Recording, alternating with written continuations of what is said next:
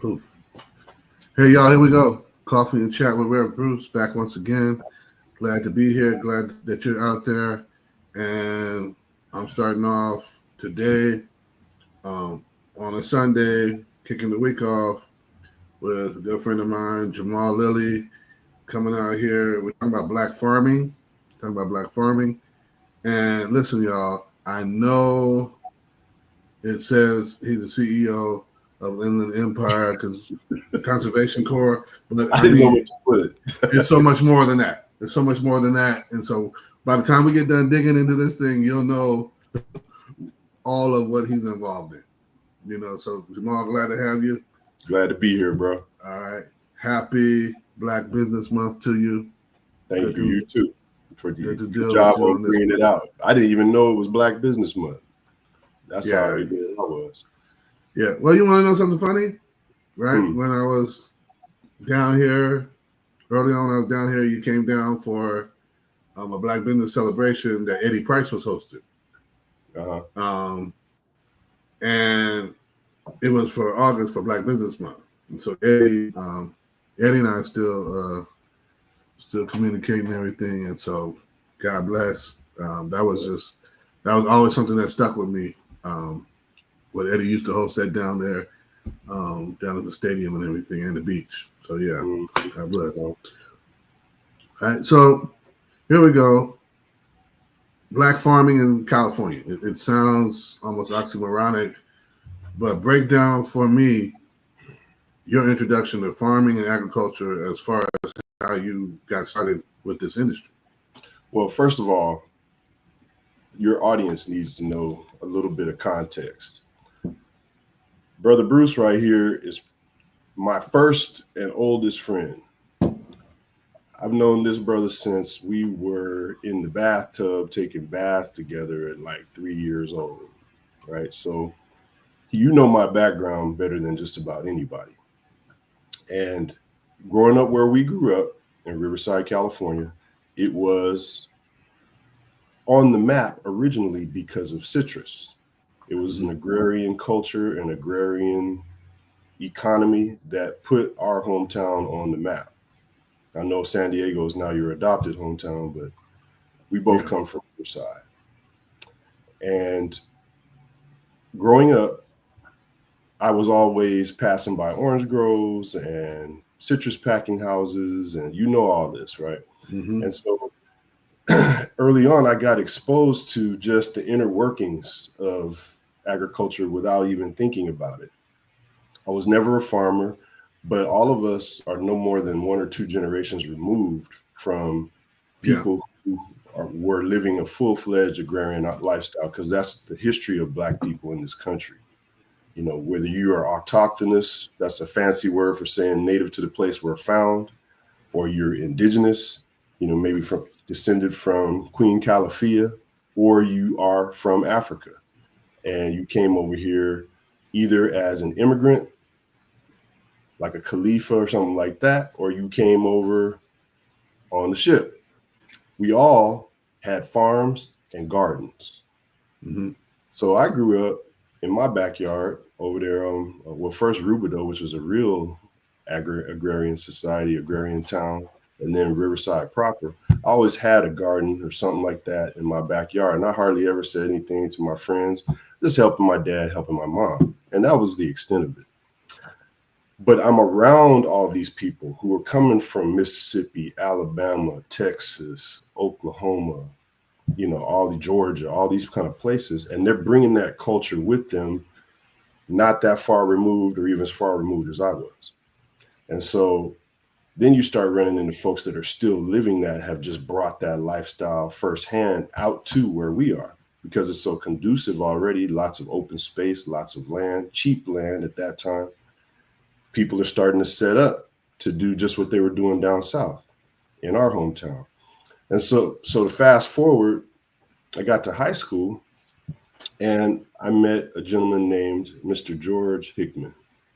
And other than my own biological father, he's definitely the Black man that had the most influence over my life arc, I'll say. I met him in high school. He was the father of two peers, these twins that I kind of went to school with and knew, Georgette and Annette. And long story short, Mr. Hickman was retired from the military, just like a lot of our people that were out in Riverside. They were at March Air Force Base, Norton Air Force Base. He's retired from March. Then he went into the prison system and became a prison official for some time. Had 2 retirements at 50 some odd years old, about my age, about your age. And now he's like, what do I do with the rest of my life? Well, he went back to what he was doing when he was growing up. And so that was being a sharecropper, or the son of a sharecropper in Louisiana. And he bought a piece of land. His wife called him crazy. That's how often happens. We move into the country. And, wife wasn't really with it at the time. He went out there, cleared the land. It had already been a vineyard, so he left some of the grapevines, and he built his own house, his own barn, his own detached garage, a guest house with a wine cellar with his own hands as he's winding down his time in the prison system. He built this, had parties and barbecues to get help out there when he needed it, and built his own homestead in Bloomington, California, which is between Riverside and San Bernardino. So it was just a hop, skip, and a jump from where we lived. And I started hanging out there. And the first thing was he had these vineyards and he was making wine. And that was interesting to me. But, I just wasn't all into the vineyards and all that kind of thing because it wasn't my thing.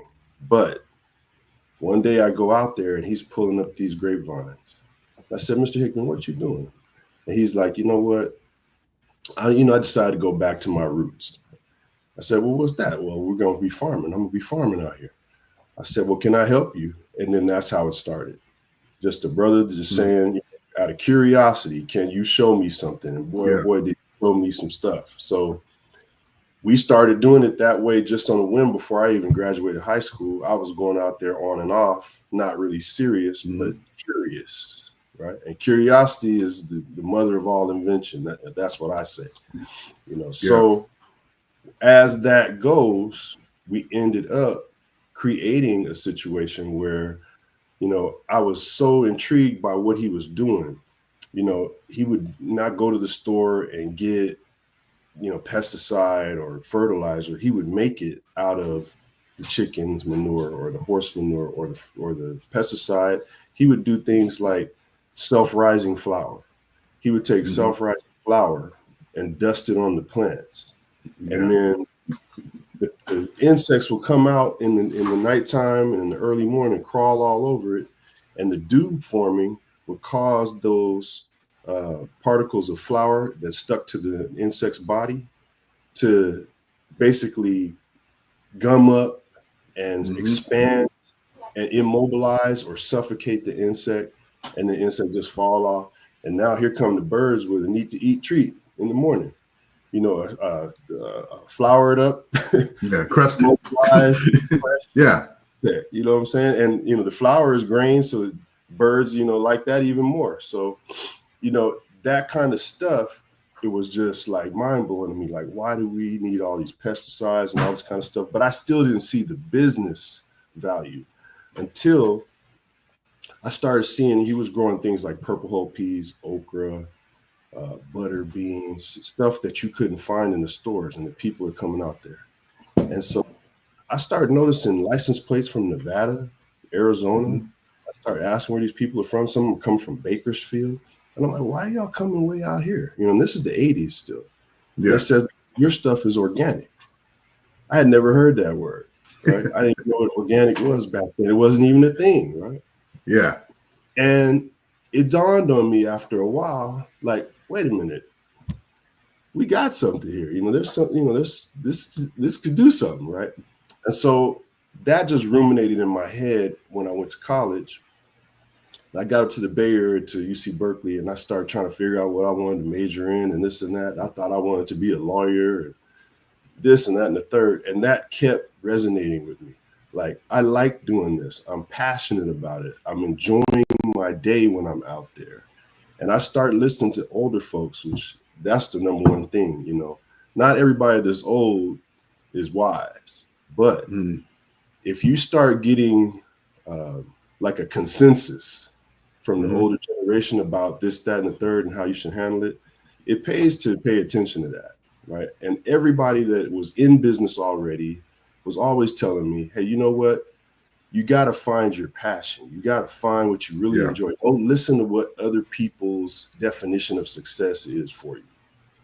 We're going to talk about that probably a little bit later.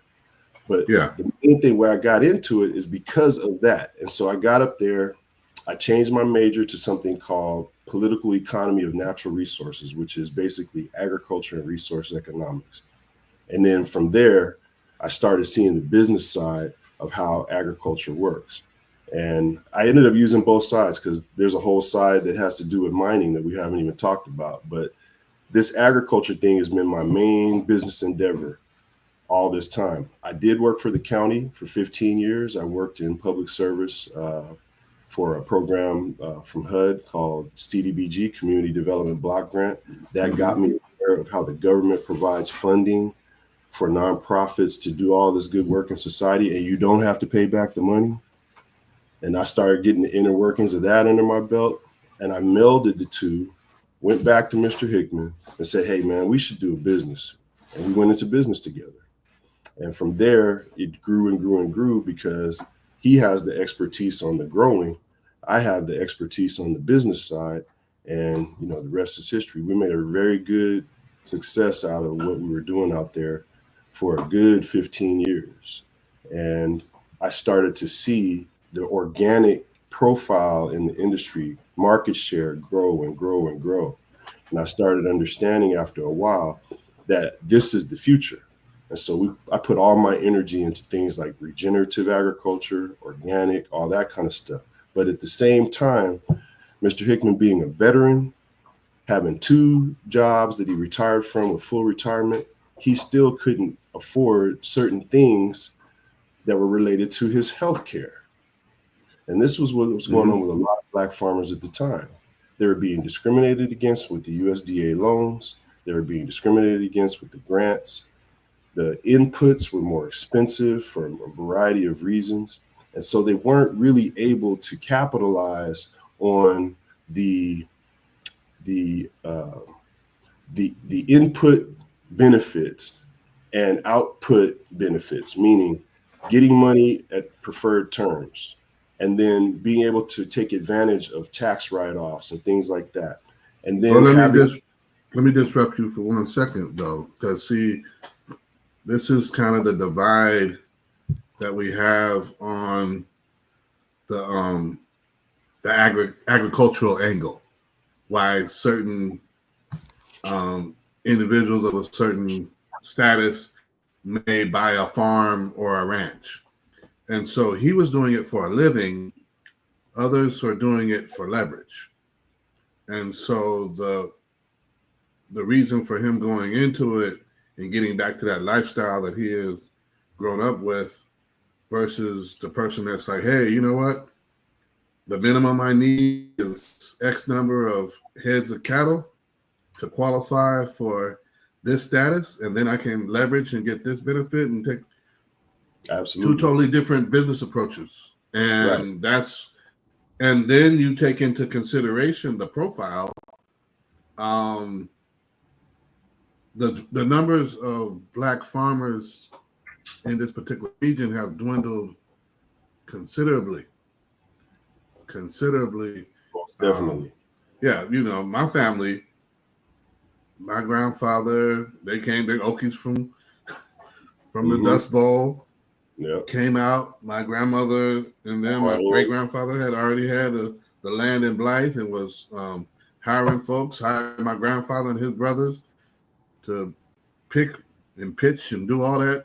And the next thing you know, my grandfather hooks up with the boss's daughter, and you know, he thinks he's set for life, but then they go out of business a generation later.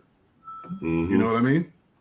Yeah. And so that's what I'm saying. The idea of going into it for leverage versus making a living, you don't think about, you're not set up for a SEP IRA. You're not set up for HSA and all the, we're not teaching, we're not going out there on the fringes of the farm and teaching even our farmers that they're owners.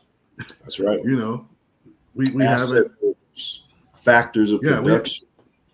We haven't even looked at, even in a local economy, they're cornerstones to a food system. So when we look at that, right, beyond farming, how did you discover these other opportunities of distribution in the local food chain? So check it out. What you're saying right there is the number one issue that all farmers have.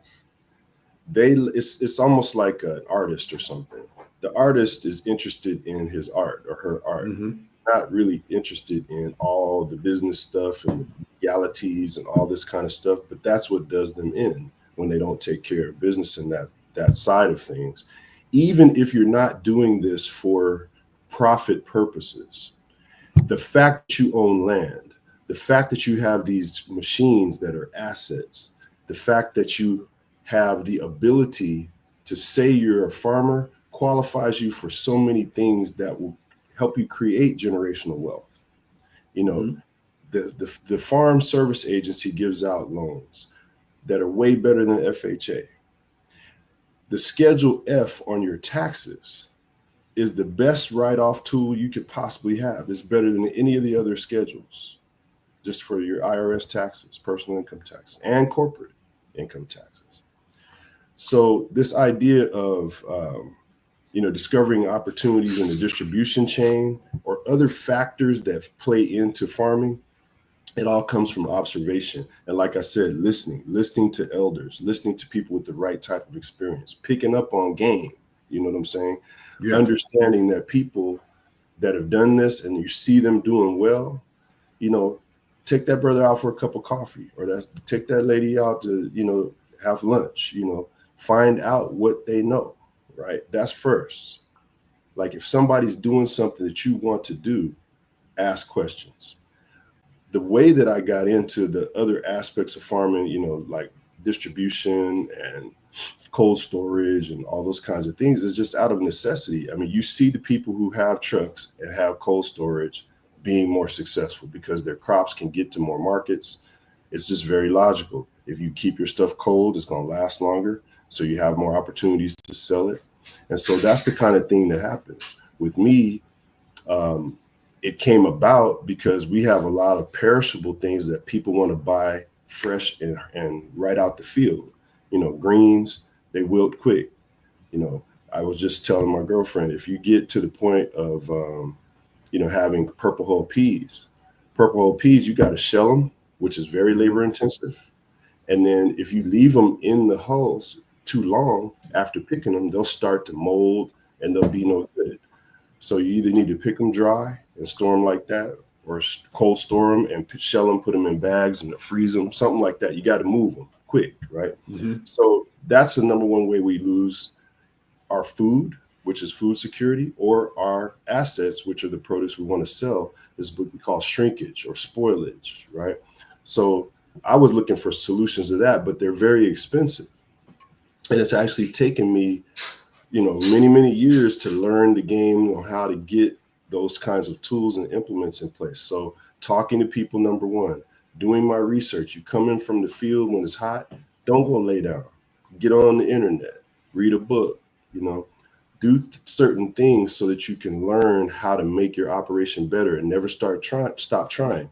That was the thing with me. I'm interested in what I'm doing. And if you're doing it for business, you have to be. If you're doing it for leverage, at least recognize that it requires as much attention as you pay to getting, a refinance to get a better interest rate on your home mortgage, or to do anything else to put yourself in a better position than you're already in by taking advantage of the status you have. This society favors business. And even if it's not a for-profit or profitable business, farming has all kinds of benefits that other businesses can't touch. And so having access to factors of production gives you political power, which is another thing. A politician will listen to a farmer more than they listen to Joe Q Public, even if you're a homeowner. I found that over my time, especially nowadays, because black farmers, if you're a black farmer, just my experience, they're almost a protected class. We're almost at a point where they don't want to do anything to transgress because of the history. And so that's a way of leveraging also. You don't just go in, hey, I'm a black farmer, you need to do this and that for me. What you say is, look, I'm trying to get this, that, and the third done, and I'm running up against these obstacles. Because of the history and because black farmers have stood up, and minority farmers in general, going back to the Cesar Chavez and all those kind of things, that's a smoke that a lot of politicians don't want. They feel like they're on the wrong side of that. Now you see even MAGA, and we're talking about political leverage now. MAGA is getting backlash because they're getting rid of the farm workers, and even the non-black, non-Hispanic farmers are suffering because they don't have labor. And so this is the backbone of the economy. California is the number 4 economy in the world because of agriculture, not because of Silicon Valley or oil or Hollywood or real estate, none of that. It's agriculture that put this state on the map and kept it's diverse agriculture at that. Because it's not just limited to oranges and lemons, right? And that's the thing that people don't realize. That's right. California grows everything under the sun because of the climate we're in and geographic location. We can grow year round, and that makes it a breadbasket not only for the country but for the world. And then there's things like seed crops, like oil seed crops, camelina, corn for ethanol. There's a crop called jatropha that's very big, that you can use to create an oil seed and to create feed and to create other byproducts like fertilizers, all these kinds of things, all coming from one plant. So there's all these things that you can do just for your own security. Like with jatropha, you can make your own biodiesel. It's not hard to do. If you can make a cake, you can make biodiesel. The recipe is simple. Now you have something to give yourself energy security. You can put it in your truck, put it in a generator. If anything ever happens, we have another COVID-like event, you're more prepared, right? So farming gives you a form of security in these uncertain times from a financial standpoint, a political standpoint, and a personal security standpoint, that even if you're not trying to make money, at it, it's beneficial to your life, and it has all these factors to it that give you an economic leg up that you otherwise wouldn't have. And we could get into that if you want to, but that's the way I discovered it, was out of necessity. I needed to have a way of securing my future. I could see having the 9-to-5 job. I could see what that trajectory was, right? I did it for 15 years. I just upped one day in 2009 after seeing what I needed to see in the agriculture industry. And I was like, I'm not doing this anymore. And I left an $80,000 a year job with full benefits and all that to go do something else because I needed real security, not this fake security that they offer to us, right? And so that's the real thing about leveraging my life. Any kind of entrepreneurship would have done that, but farming presented a set of opportunities and a set of choices that resonated with my spirit and provided me with the upward mobility of capability that I wouldn't have had working a 9-to-5 job. So I just put all my energy into it. And then once you do that, you see these opportunities, you see all this other stuff that you can do with it. And that was just basically observation, asking questions, and implementing good advice, trial and error, but listening so you minimize the error, from people that already know what's up. Yeah, man. I want to get into this other part that's you mentioned before, as far as some of the benefits of being part of the collective and the class of Black farmers. And within this industry, is there some sort of mentorship or cooperative that exists among local growers, whether it be a rural or urban situation, specifically for California? How does someone get involved and say, I want to get into farming? Okay, so picking up on the last question, and carrying it to what you just asked.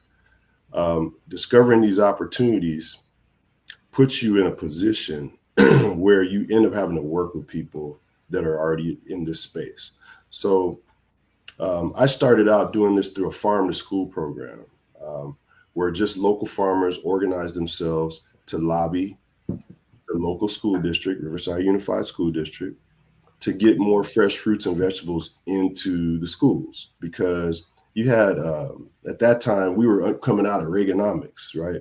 And so that in those days, ketchup was considered a vegetable for school lunch purposes. As absurd as that sounds, right? And we were like, you know what? No. You want ketchup? We need some tomatoes. We need some cucumbers. We need some fresh stuff, right? And it will help us too. Fortunately, through that lobbying process, we were able to start doing some things in the Riverside food system, and that grew into an organization called the Riverside Food Hub. And it was a coalition of farmers that still exists. It's now called Inland Empire Food Hub, Inland Empire Regional Food Hub to be exact. And they've expanded their operations to helping underprivileged people, low-income families, seniors, and things like that. And then that work gets noticed. It's, again, all networking, right? One thing leads to another, right? Then you get what's in vogue now, which are things here in California like CAF, the Community Alliance of Family Farmers, CAFF. CAF is an advocacy organization in California specifically that goes to Sacramento and competes on the lobbying level for dollars and set-asides that benefit specifically small farmers, as opposed to the corporate farmer that might have 1,000, 5,000, 10,000 acres. The small farmer is defined as, 100 acres, 50 acres, 20 acres, 10 acres, 5 acres, small operations, but still viable. Just like small business makes up the backbone of the economy, small farmers still make up the backbone of what we do in the farming industry. So CAF came about because back during Nixon administration, there was this guy named Secretary Butts. I forgot his first name, or Bartz or something like that. He's the one that put out the edict, go big or get out, to all farmers in the United States. And that created this monoculture, meaning you grow the same kind of crop year after year after year on the same piece of land, no crop rotation. The pests learn where the food is real easy because you're not changing up.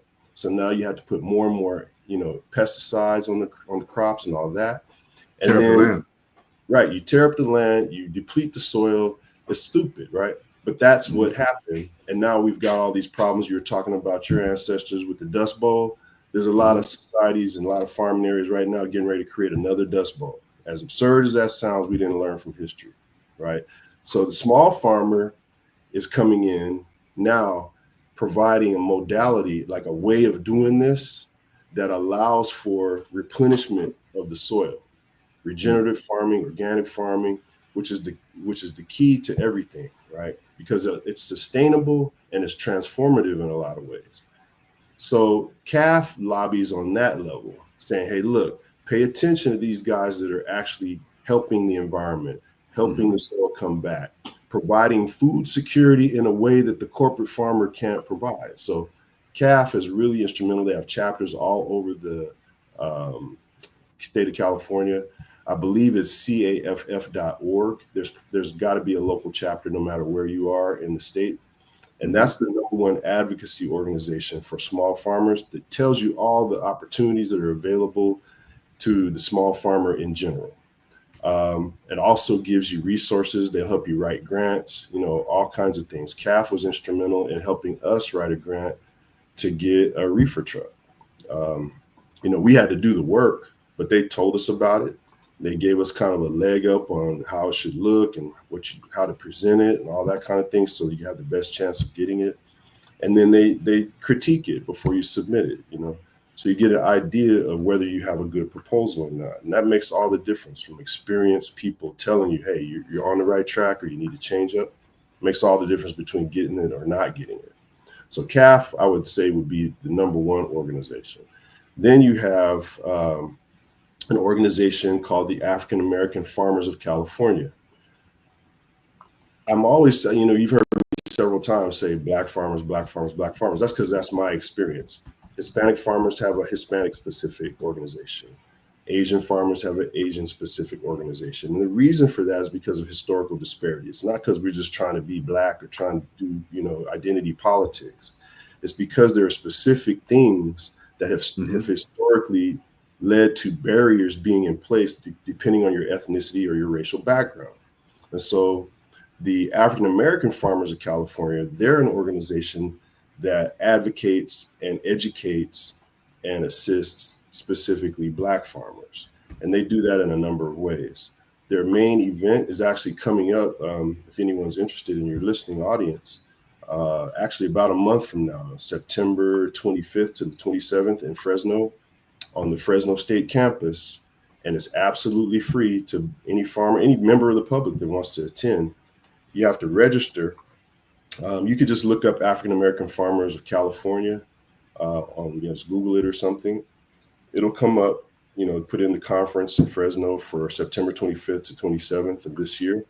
And you just register on the page. Once you're in the database, they'll send you information. You just show up, your welcome packet will be there.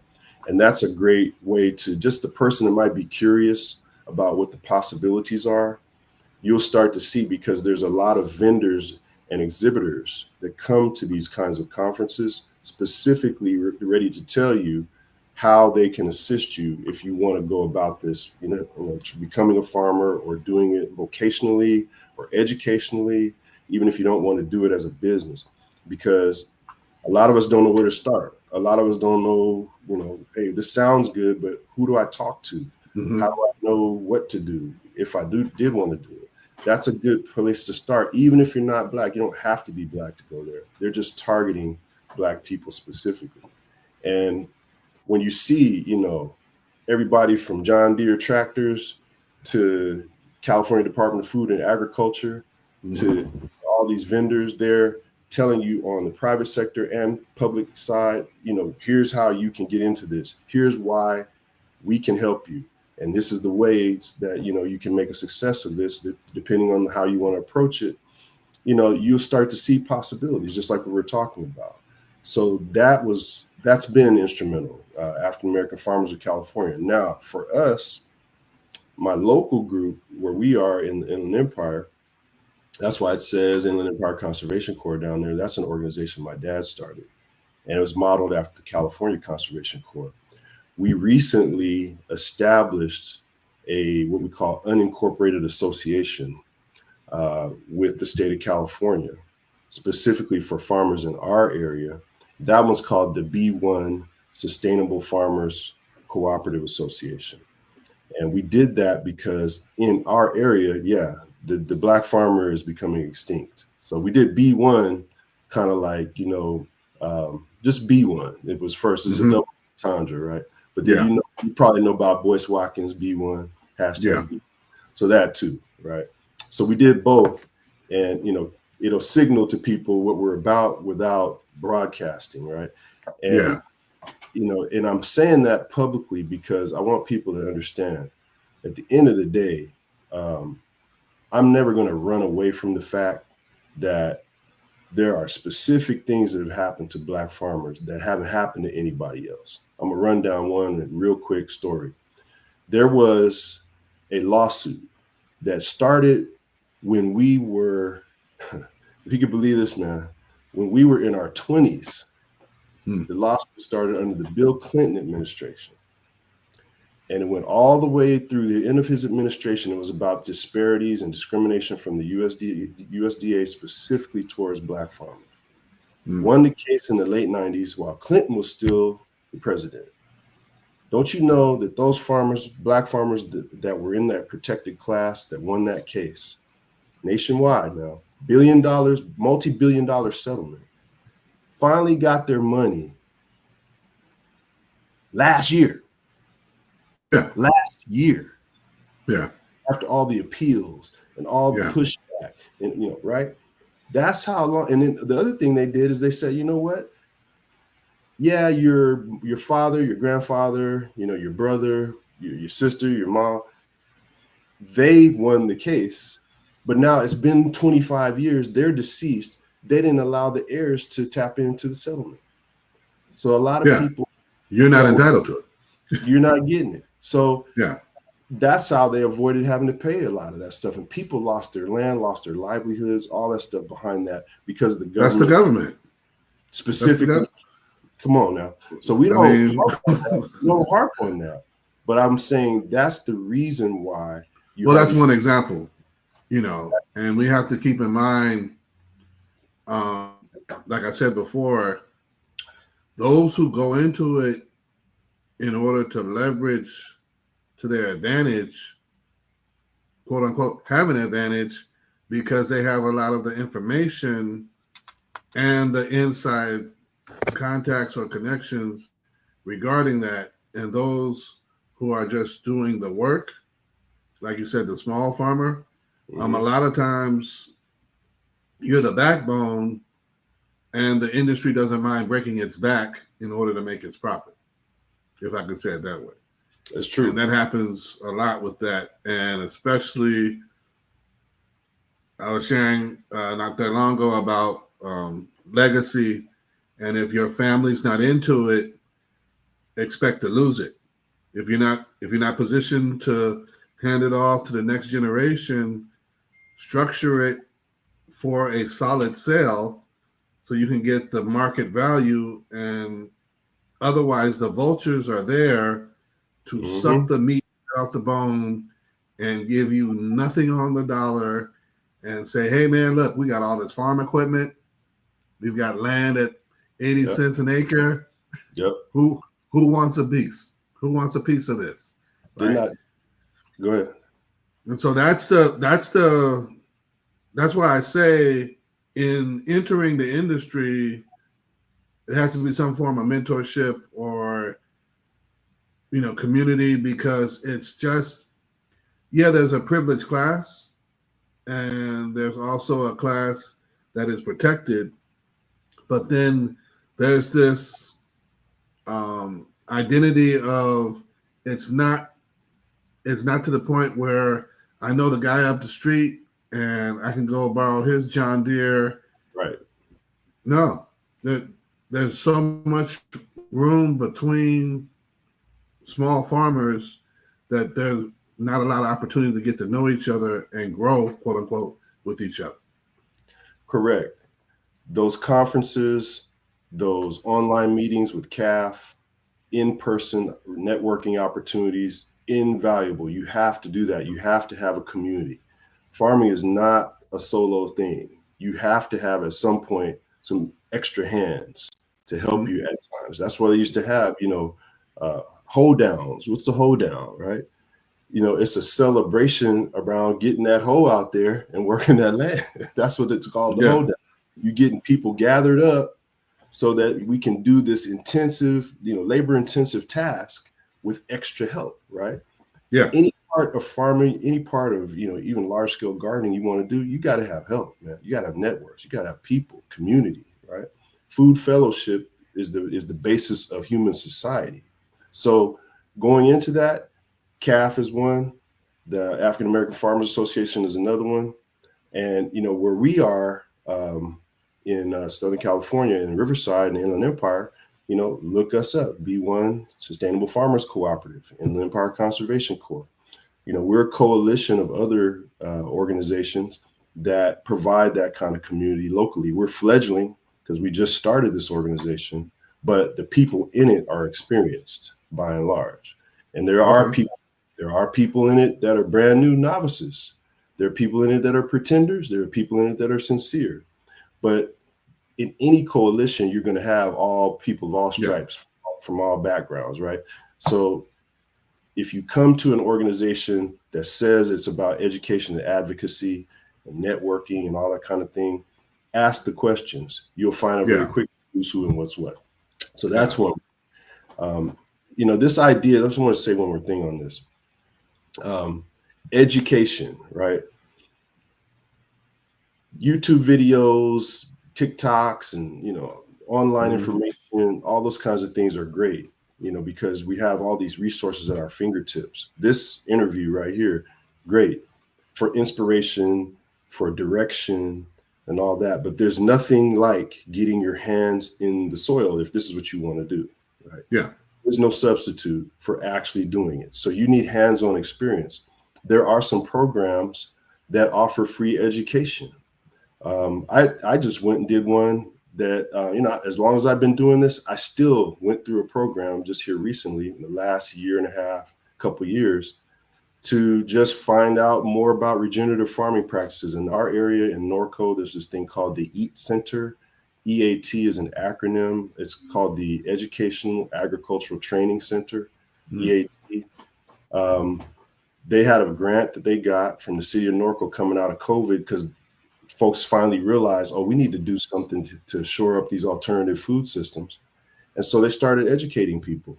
And as experienced as I am with it, I learned quite a bit. And I'm attending the next cohort just because, first, my girlfriend likes to do it, but also I'm doing it because every time I go, I meet someone, I learn about something, that I wouldn't have otherwise known. So you stay in the community.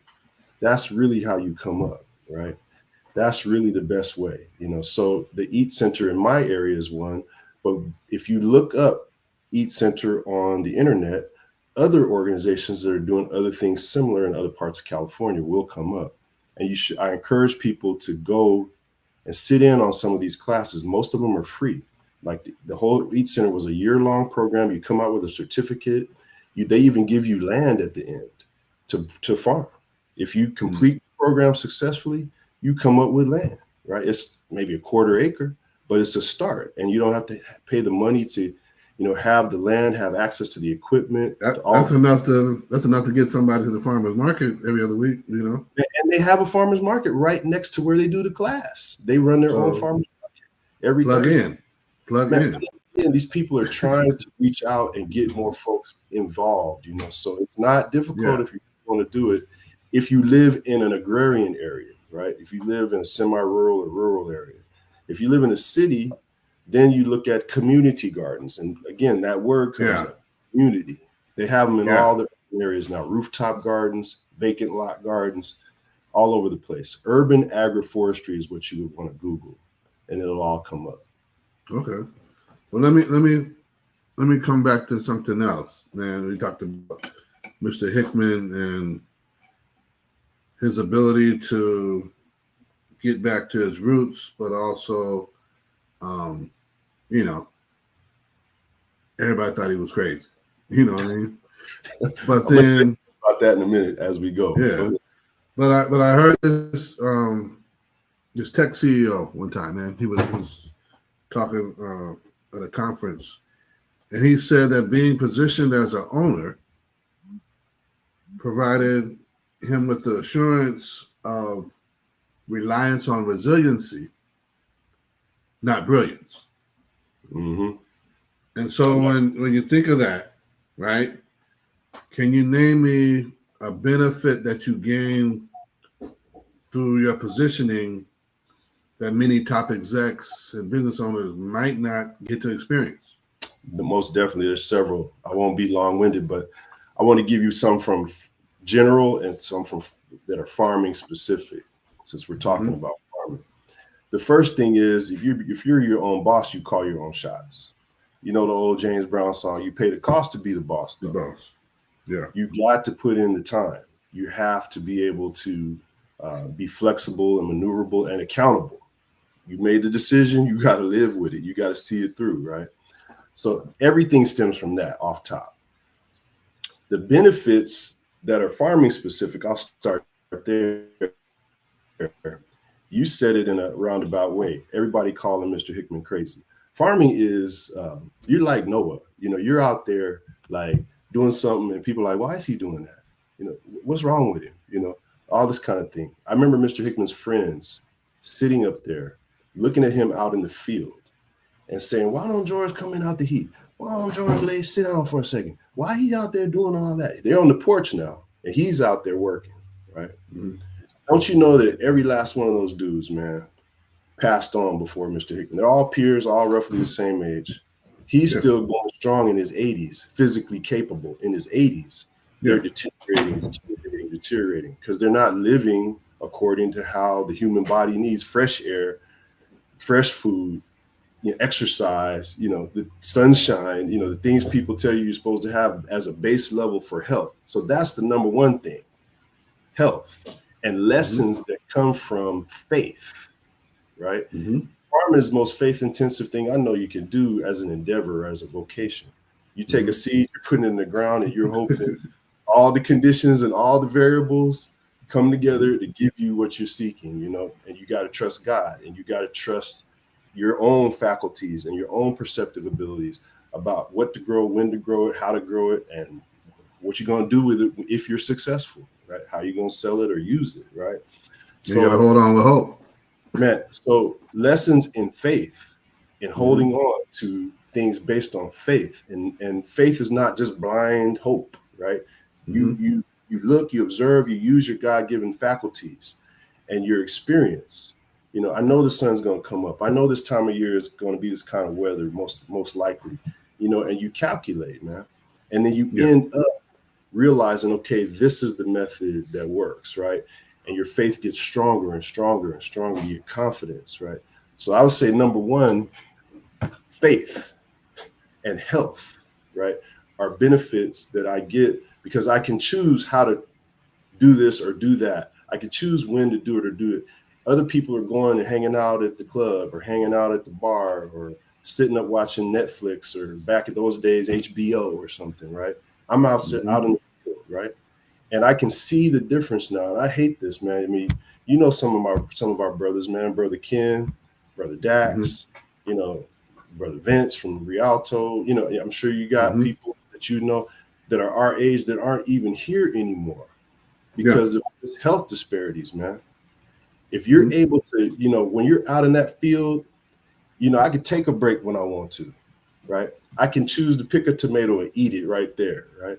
I'm getting all kinds of benefits just from being in that environment. I'm taking my food, I'm making my dinner, I'm doing stuff and putting things in my body and surrounding myself with serenity and peace, which is something else we'll talk about before I get out of here. That's number one, man. Health and faith, right?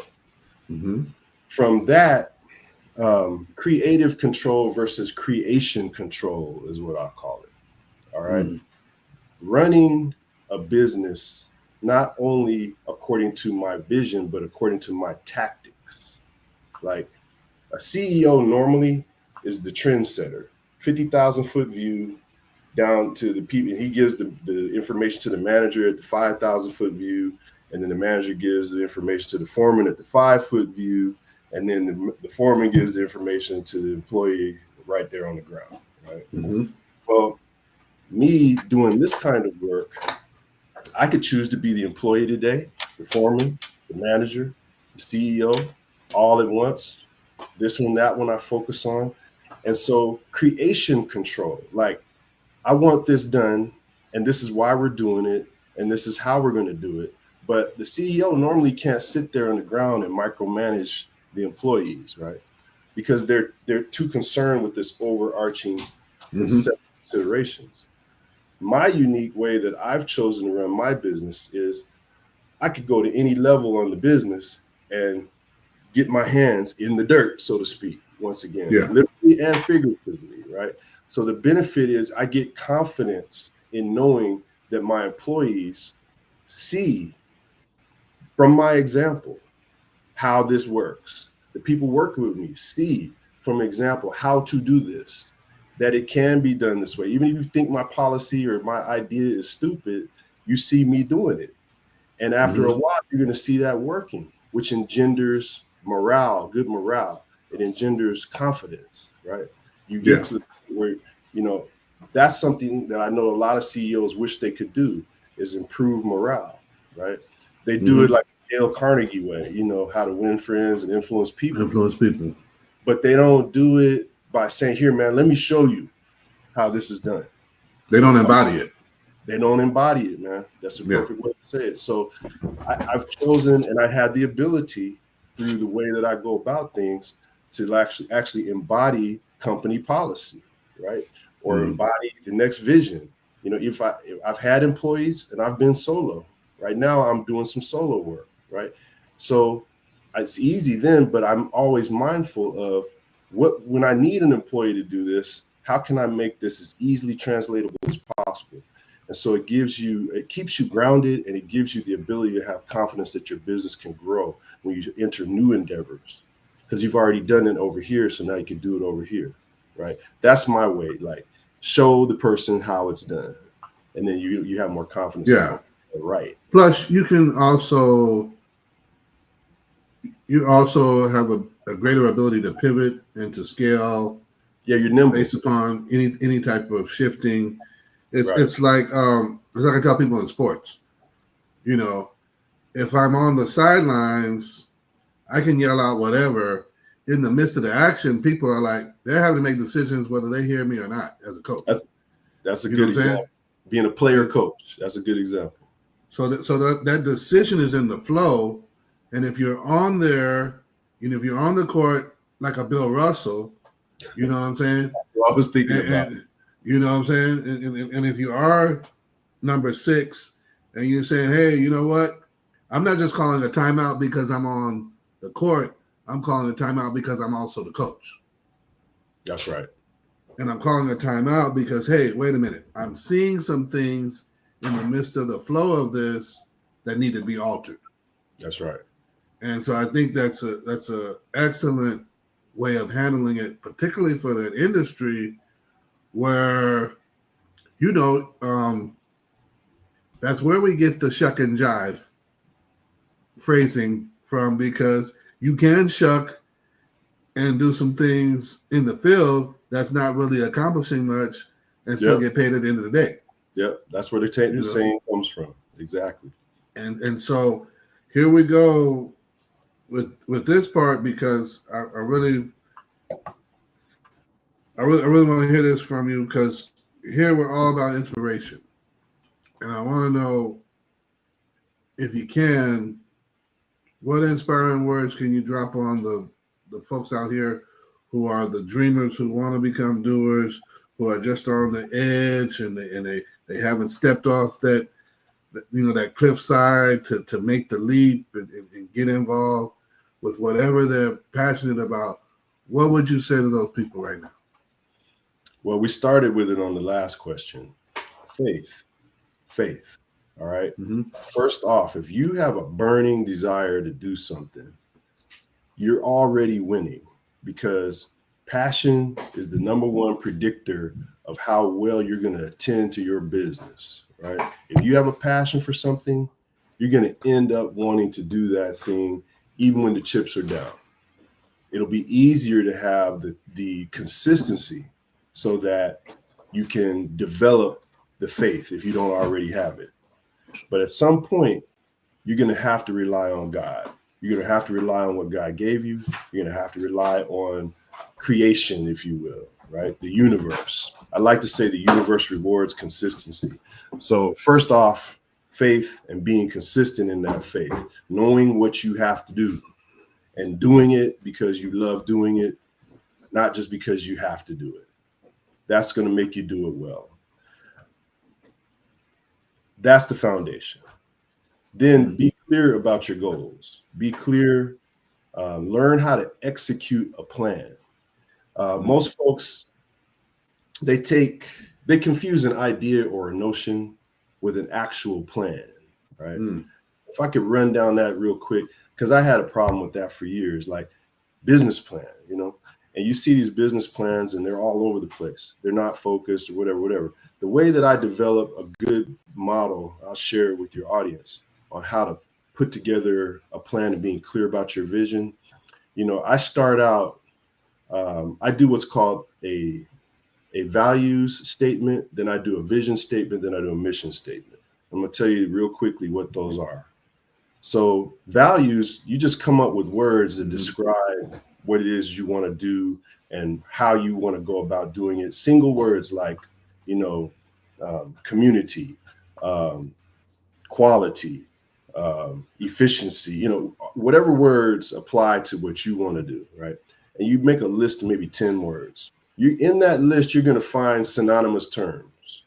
So you pick the best ones to make sure that, you get down to 3-4 words, no more than 5 words that are each sufficiently unique to give you guidance on the next step, which is your vision. You take those values that you have, those single words, and you apply them to where you want this business to end up, where you want to see it, right? I'm gonna get back to another aspect of vision in a second. You apply those terms to your vision, and you create a statement using those words that says, embodying these values, this is where I see this business being in, say, 5 years. Yeah. Then in each one of those statements in that paragraph, you're going to say, I want to have, 20 acres that I'm farming, and I want to be producing this. If it's farming, it could be anything, and I want to have, this many employees, or I want to be able to serve this community, or whatever it is, right? You take a snapshot of what that vision is, and you go back in time. I'm here, the vision is complete. How did I get to this? In year, say 5, I'm there. Year 4, where was I at? Year 3, where was I at? Year 2, where was I at? Year 1, where was I at? And each one of those steps, you say, okay, to get from where I am right now to my year 1 goal, I got to do these things, right? That's your mission for year 1. Then once achieved that, from year 1 to 2, I got to do these things to get to the next level. That's your year 2 mission statement. And you go like that. That's your blueprint. You will adjust it because life happens, but that's your basic outlook on being clear about your plan, being clear about your goals, right? So you have some kind of structure to say, am I on track? Am I not on track? Am I actually needing to change what my vision is because of circumstances that I've now discovered? It avoids wasting time. And it also allows you to put something on paper. You have to put it on paper. I'm going to share with your audience. I have your questions written out right here, right? So I didn't know you were going to have the little video screen. Always be prepared with like a reference, something that you can look back on so you don't get off track, right? So that would be the first thing. Now you have a skeleton or a blueprint, if you will, on how to put together an actual plan that will say, I need to do this, this, this, and this, and here's how I'm going to do this, this, this, and this for my year 1 mission. Just this, not these, just this one. And then you execute. You get up every morning and you do something. I tell people, baby steps, baby steps, baby steps. It might not seem like a lot, but if you take a baby step towards your goal every day, some of those steps are going to be big strides. Some will be little micro steps, but do something almost preferably daily. If it's reading, if it's making a phone call, if it's looking up something towards your goal every day. 365 baby steps will have you way down the road. All right. And then that's your consistency.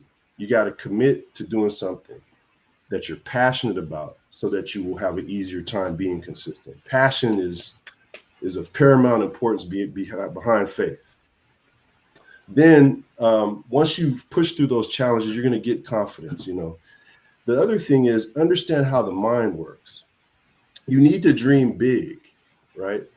You need to shoot high, aim high, right? Because in aiming high, you might miss the lofty goal, but wherever your target actually is, that where you hit, it's going to be higher than it otherwise would be if you just had like this pedestrian goal, this lesser goal, right? Aim high, see yourself where you really want to be, right? And imagine how you feel when you're there. This is not rocket science. It's not even new. People have said this over and over again, but I'm going somewhere I think might be a little bit unique with it. You get there in your mind first, right? And the feeling you have in thinking about that and feeling how that must feel is also a motivating factor. When other people can't see it, it keeps you from succumbing to naysayers. It keeps you from changing course with every little opinion. You know what you're doing. And you share it with a select few people. If they're not with it, you keep going anyway, right? Because you know what you're doing and why you're doing it for you and your own spirit. I tell people I base my life on my spirit and my body chemistry. Those are the two things that have to be in order for me to be able to be who I want to be. And everybody else that's not conducive to that or is trying to tear that down or whatever, I will keep them at arm's length or keep them at bay or deal with them selectively or not even deal with them at all. But they're not going to be in my inner circle influencing my thoughts and feelings about what I'm doing. Be steadfast in what you know you're doing and why you're doing it the way you're doing it. And you can't do that unless you have the clear vision like we were talking about. So make sure that once you've developed that clear vision, you stay steadfast. You stand on your square unless someone comes along with a much better idea. Those are usually trusted people, a spouse, a girlfriend, a boyfriend, a parent, someone that really has your best interest at heart, an auntie, an uncle that you've grown up with and knows you. Those kind of people can help you guide yourself in the right way. Sometimes they'll be the naysayers. You have to ascertain who's really on your side, right? And jettison other opinions. Now, before you say that, let me say real quick. In understanding how the mind works, right? Self-sabotage is harder to happen. What I notice with a lot of people that do business or have entrepreneurial endeavors, what they do is they have a goal and they have all this stuff in mind. They start out well and all that kind of stuff. And then they do something that tears down or impairs the progress that they've made. And they do it unwittingly a lot of times because really what's at the root of that sometimes is you're either afraid of success or you don't believe really that you're going to be at the point where you're going to be. So quick story. We just had all these things happen in the wintertime when Trump came in. And I'm not even talking about political nothing, right? Just at the end of the day, a new administration with new policies. I told you we had that grant for that reefer truck. I've been working on that thing for 2 years. The money is already set. I got my award letter. I'm knowing that I'm planning on the truck. I'm going to buy all this. Here comes the Office of Management and Budget talking about, oh, no, we know what we told you, but we're not going to put that money out. No one's getting that money. And then the state of California comes to us and is like, you're not getting it. And I'm like, what do you mean? We already did everything. We have everything, right? I didn't stop. And I'm not patting myself on the back. I'm saying this is how you have to be. I didn't just take no for an answer. This is the government. They say you can't fight City Hall, right? That was just February. Well, because that was happening to a lot of people, I started seeing online, hey, other folks are going through this experience too. So I said, you know what, let me go ahead on and connect with some of these folks. And I found an organization that was basically protesting against the government ripping away funds that they had already committed to, that are already paid for, already in the budget, already awarded. And I linked up with those folks. And from that, I found out about a political rally. I went to the political rally, got up there and talked to the people. When it was my turn to speak for public comment. And there was a Congressman, Ro Khanna. He was there in Ken Calvert's district because Calvert didn't want to face the people. And I told my story. Don't you know, man, from that, I started getting phone calls. And the next thing you know, we're at a place now where, the government is backtracking. It's not just because of me, but it's because of me and many other people that did the same thing. And ultimately, man, we got that money put back on the table and everybody got their grant because there were enough entrepreneurs, enough people that had faith in what they were doing and didn't take no for an answer and would not be deterred, right? So there's safety in numbers like that. So that's what we're going back to the original thing in the conversation. Organizations, networking, community, man, having people that are like-minded, that are all moving in a similar direction. It's invaluable, man. And that helps engender your confidence. So stay in your community, stay on your square. And if you're two things, if you're an entrepreneur, how much effort you put into your venture for it to become a success best determines your income potential. And if you're just doing it for leverage, success is not measured by money or power or social rank or anything like that. Success is measured by your discipline and your inner peace. That's it.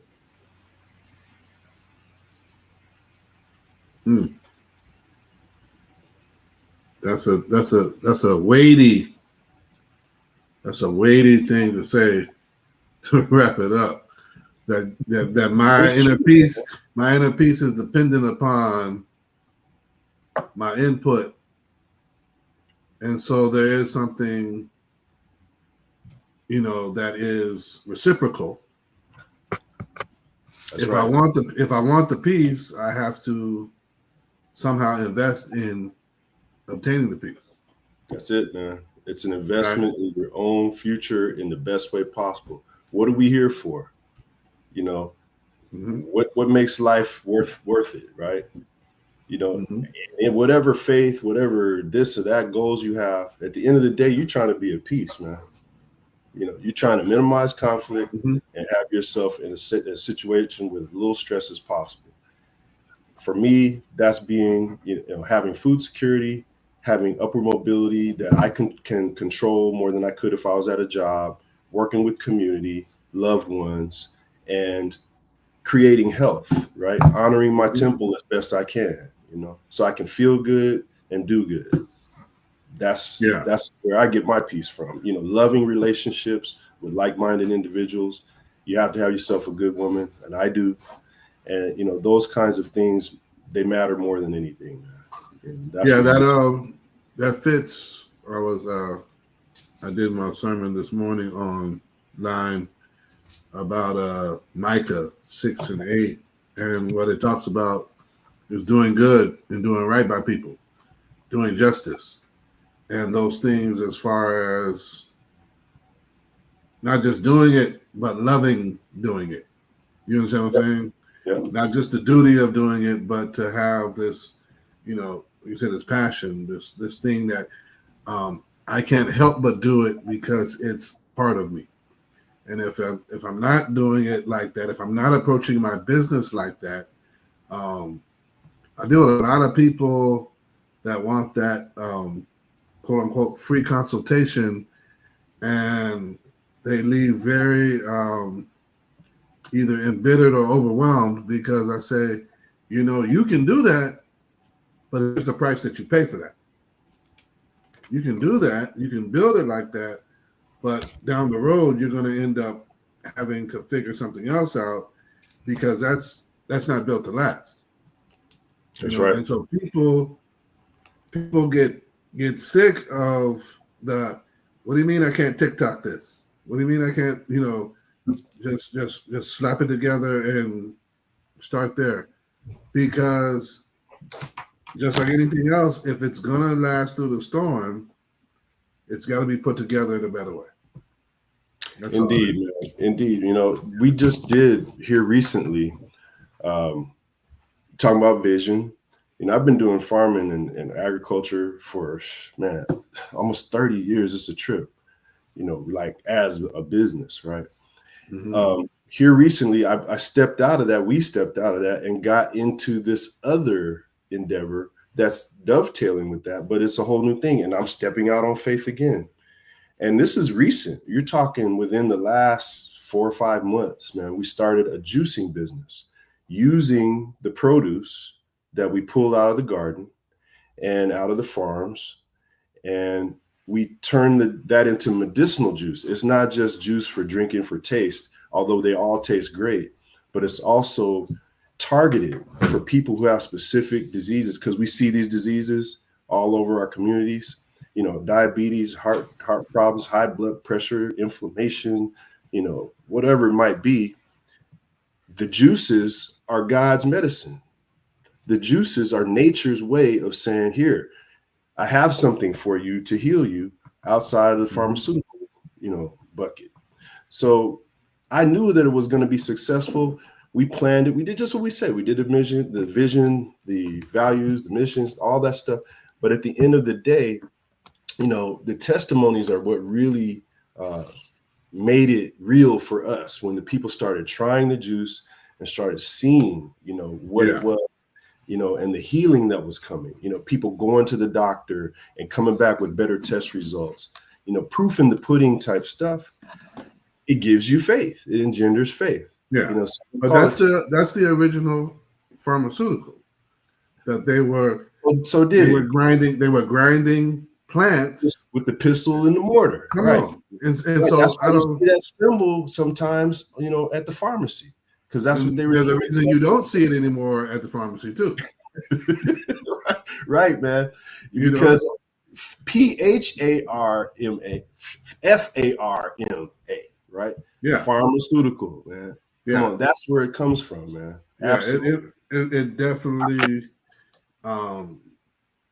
changed over time as we got further away from the farm. Mm-hmm. We've become more dependent upon these things that are considered like the plastic and the alloys of what are the originals. They're offsets and offshoots of what really should have been what we should have stuck with.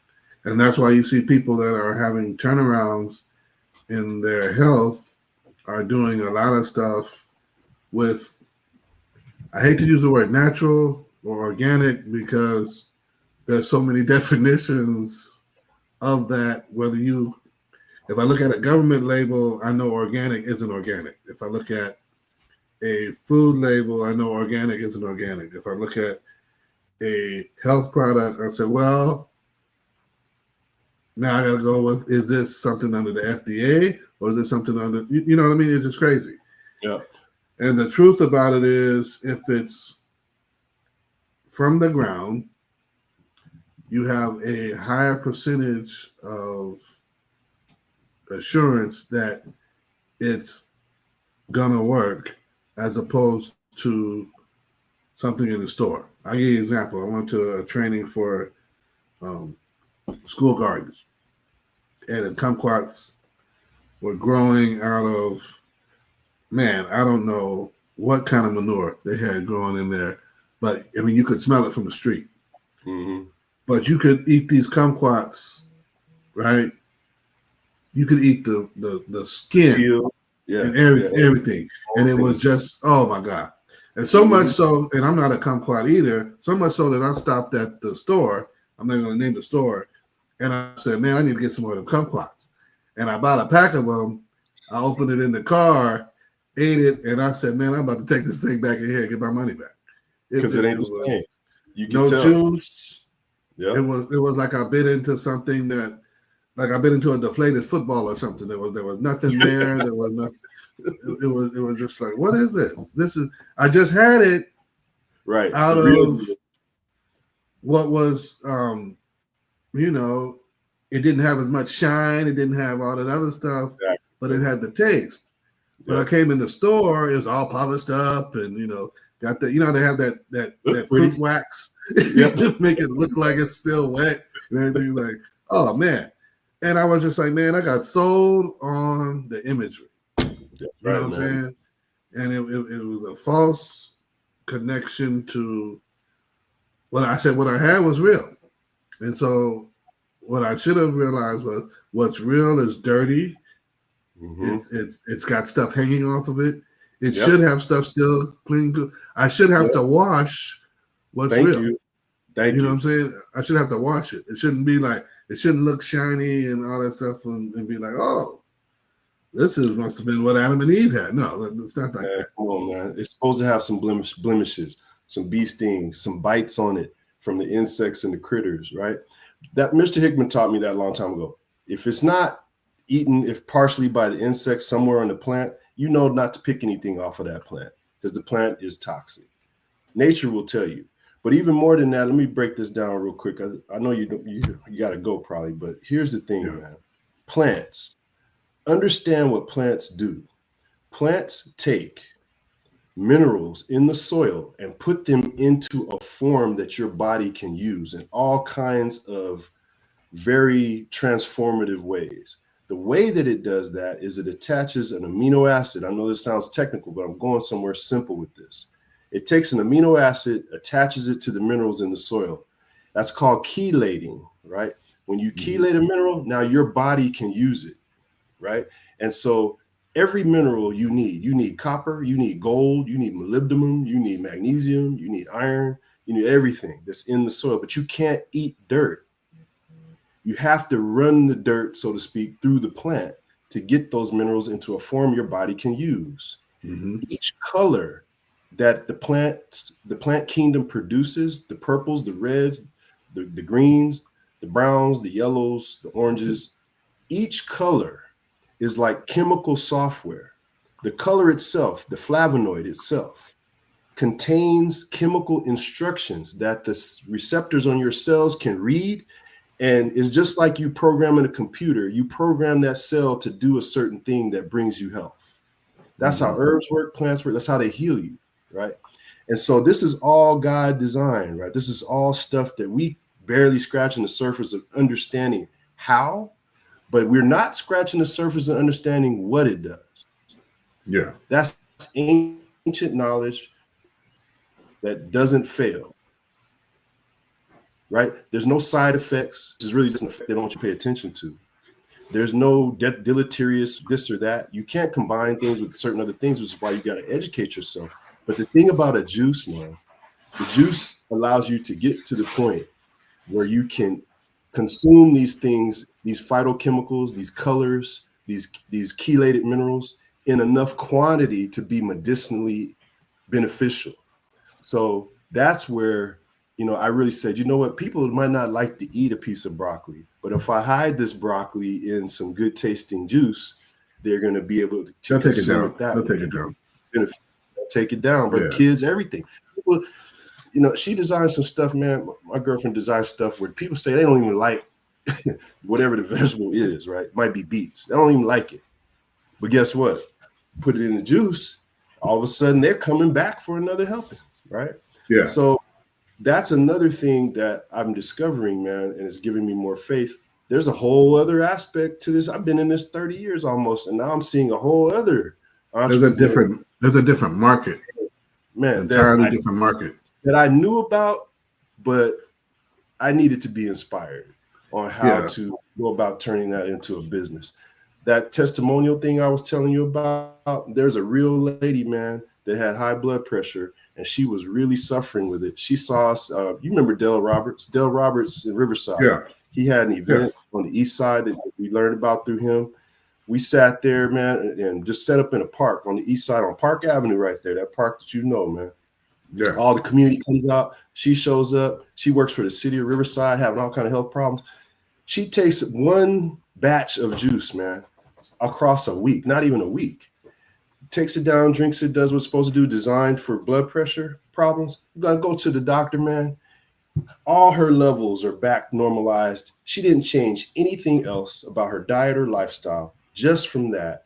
And the doctor's like amazed, and we're amazed. It's like, how do people not know this and use this? Is because we're bombarded with 500 messages about go to the doctor, take this, take that, and 5 messages about eat fruits and vegetables, 5 a day, power play, and all that. Those ad campaigns, they're down here. The pharmaceutical stuff is through the roof with the messaging.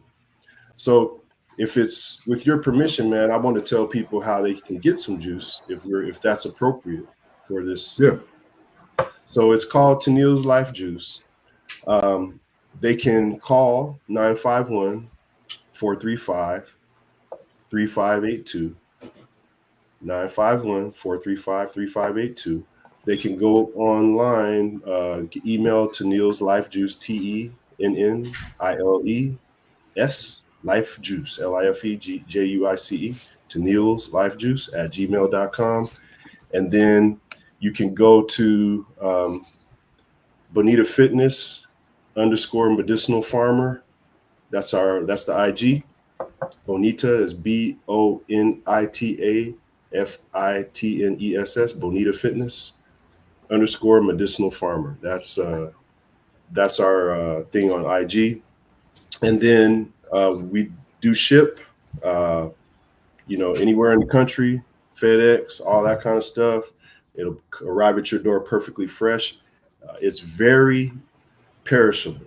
So we make sure that it gets to you quickly so you can enjoy it, because you got to consume it within 5 days or so. And we do not pasteurize. We don't pressurize. We don't homogenize. Everything that's in that juice is just like you're eating the vegetable or the fruit. So, there's turmeric in some. There's garlic and some, but you can't taste it. Dandelion leaf is our latest one. You think a dandelion is a weed. Dandelion heals kidneys. All that stuff. Like, so on and on. I'm not going to go on and on, but if people want to get the juice, they can contact us. I see you put it up there, man. I appreciate it. Yeah. And that's a way of really getting to some true healing in a short amount of time was through the juice. But look, man, I know you're trying to get to. I like talking about. I'm gonna call it a Padre game because I tried to be respectful and not wear my. See this color, right? I try to be respectful and not wear my Padre jacket. Brother, you ain't from or my jersey. You're transplanted in San Diego. Listen. I gave up. Brother. Okay, hold on. I got a few minutes. I can share this. I gave up on the Dodgers after '88. You know what I'm saying? After '88, I had never heard so many things about drugs until the Dallas Cowboys. But after '88, I was like, man, I'm cool. Darryl Strawberry is dead and buried. Well, he ain't dead, but he's out. You talking about the old days, man. This is like, man, what in the How Steve? Come on, Steve Howe. Come on, what are we talking about? Okay, so Steve we're talking. I know how many times can you be suspended and brought back? You only playing every 3 to 4 days as a pitcher. Come on. See, you gonna get me to say it. You gonna make me come up out myself, man. I love Vince Scully. Old stuff. I love Vince Scully. I know what I was raised on, the Dodgers and the Angels. I will still go to an Angels game, every now. But woo, my God bless you. Dodger Blue ring. Who has the current ring, sir? You know what? I go to baseball games for entertainment purposes. That's what I love. Of course. That's all you can do as a Padre fan. It's just pure entertainment. You ain't going nowhere. The Lakers got a bubble. The Lakers got a bubble championship. Everybody's listening the same conditions, bro. The Raiders are still trying to figure it out, even though they're in Vegas, and the Padres are near the beach. That's what I can say. Okay. That's all y'all got. Y'all got. You got it. So God bless, man. Hey, I appreciate you coming on, you man. Too, brother. This has been again, real informative, and you never know until you ask. You know what I'm saying? The depth of stuff, and like you found out, you asked Mr. Hickman, and he gave you a lifelong experience and something that fed your curiosity. Yes, he is continuing to do that. It ain't past tense. Yeah. So I just appreciate that, and I appreciate you sharing that with us. For sure, man. I appreciate the chance to talk about it, man. Yeah. Let me say this before we go. Mm-hmm. I've subscribed to your channel for maybe a couple years now. I knew about it and I was looking at it, but I hadn't subscribed. The thing that got me to subscribe was you did a talk on HBCUs. Yeah. And I was actually driving out to Arizona. One day we'll talk about the mining project that I have. Sustainable mining. That's a whole other endeavor, man. But we should do another one about that at some point. But I was driving in the middle of the desert, and I was like, Bruce Jackson, I don't know how you came up my feed, man. Just once again, creation, man. Divine intervention, man. I clicked. The very first thing I saw was you offering up information, man, that was critical for us to know, right? And things I had thought I knew what's up with HBCUs. I thought I knew the history, man. And my girl went to HBCU. You went to HBCU down in Morehouse. I remember visiting you down there, going to Miss Winter's Chicken and all that kind of stuff. Yeah. And now I'm like, man, I never knew any of this history, right? And it was so well done, man. And it made me like lose myself in my trip because of the thought-provoking things you said. It made the trip go faster. It got me thinking about stuff. I said, man, I need to subscribe to this. And ever since then, I've noticed how you've been consistent. That's what we were talking about, man. That's why you know, I give you props, man, because as I say, the universe rewards consistency, man. And I've seen you doing this over a long period of time and being straight up consistent with it and sincere and faithful in how you approach it. And it's paying dividends, man. I show your videos to a lot of people, man. And, you know, it's having an effect. I want you to know that, man. You're having an impact, even in your hometown, your old hometown. Man, I appreciate it, man. It's you know, it's kind of like the thing with Mr. Hickman, you know, like, what are you doing? Who wants to see you on YouTube? You know,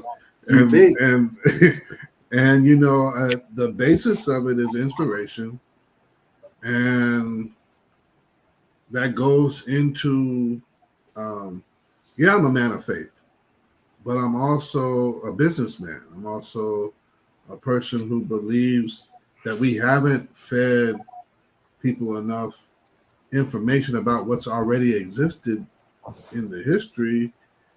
And if we don't feed them, how are they going to get it? I heard Stokely Carmichael speak one time, and he shared on college campuses, most of us walk by where the information is located in the library. And at best, we make it a place to hang out rather than a place to dig in. Yep. And if that was for that period of time, the library, where else should we be hanging out online and getting information? What are we just hanging out to hang out? I had a friend during the pandemic had a problem with me because I was saying, well, look, man, I'm on YouTube to try and share something. You're on YouTube to keep the lights on at the church. You're not even going to the church. What offering are you asking for? We should have been giving it out during the pandemic. We should have been distributing something to support people, but because we're caught off guard as well as the church, now it's a bad shape. So, you know, man, I appreciate it. I truly do, because it's been something that I'm, you know, like I said, passionate about. Spent some time doing it, you know, and editing it, but here it is now. It's time for, you know, there's some other leaps and bounds I want to take, and this conversation helps with that. And I hope to talk again about this mining venture that you have. We're going to. You know, God bless, and I'll be in touch with you, man. All right. All right. Thank you, man. Appreciate it. Right on.